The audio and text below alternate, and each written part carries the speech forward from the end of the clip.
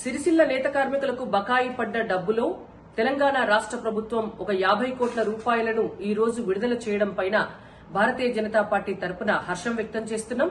ఇది నిజంగా కూడా నేత కార్మికుల పోరాట ఫలితం.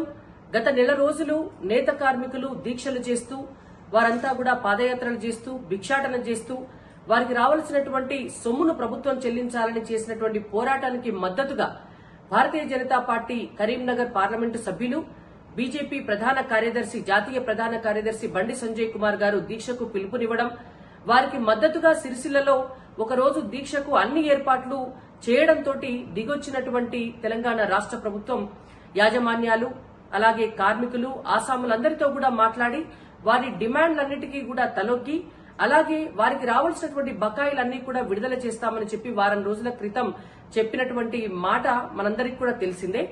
అయితే దాంట్లో భాగంగా ఇవాళ 50 కోట్ల రూపాయలు విడుదల చేయడం పట్ల నిజంగా కూడా అది బీజేపీ పోరాట ఫలితంగా మేము సంతోషం వ్యక్తం చేస్తున్నాము. ఇంతటితో ఈ పోరాటాన్ని అసలు ఆపే ప్రసక్తే లేదు. మిగిలినటువంటి డబ్బు కూడా బతుకమ్మ చీరల నేసినప్పటి నుంచి ఈ రోజు వరకు కూడా వారికి రానటువంటి సొమ్ము ఏదైతే ఉందో మిగిలినటువంటి బకాయిలన్నీ కూడా ప్రభుత్వం వెంటనే చెల్లించాలి వాళ్ళకి.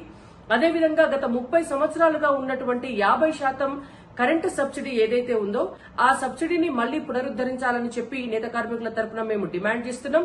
దాంతో పాటు 10% యాన్ సబ్సిడీ వాళ్ళకి ఇవ్వవలసిందే. వాళ్ళకి కొత్త ఆర్డర్లు ఇచ్చి వాళ్ళకి పని కల్పించాల్సిందే. శాశ్వత ఉపాధి మార్గాన్ని చూపించి ఇవాళ సిరిసిల్ల నేత కార్మికుల జీవితాలను బాగు చేయాలని చెప్పి కాంగ్రెస్ ప్రభుత్వాన్ని డిమాండ్ చేస్తున్నాం.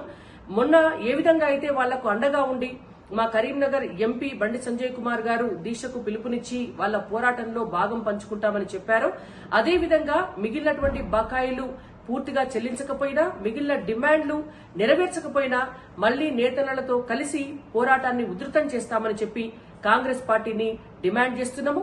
నేత కార్మికులకు ఏ కష్టం వచ్చినా మేము మీ వెంట ఉంటామని చెప్పి హామీ కూడా ఇస్తున్నాం.